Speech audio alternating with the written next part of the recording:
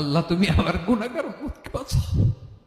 এই দুনিয়ার বুকে রব্বুল আলামিন সব নবীকে একটা করে দাওয়া মুস্তাজাবা দিয়েছেন, মানে যে দোয়া করলে কবুল হয়ে যায় সাথে সাথেই। দুনিয়ার সব নবীরা ওই দোয়াটা দুনিয়ায় করে ফেলেছে।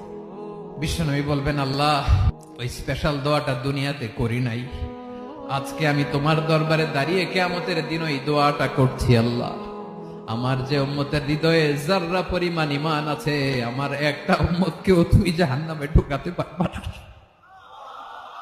বিশ্বনবী পাগলের মতো একবার হাউজে কাউসারে যাবেন, একবার সিরাতে যাবেন, একবার পুলসিরাতের দিকে, একবার হাউজে কাউসারের দিকে, পাগলের মতো দৌড়াতে থাকবেন। তার কোন গুনাহগার উম্মত যাতে জাহান্নামে ঢুকে না যায়। উম্মতি বিশ্বনবী আমার জন্য কাঁদবেন, আপনার জন্য কাঁদবেন, আমাদের জন্য সেদিন কেঁদে কেঁদে জাহান্নামের দরজায় দাঁড়িয়ে আমাদেরকে টেনে টেনে জান্নাতে ঢুকাবেন।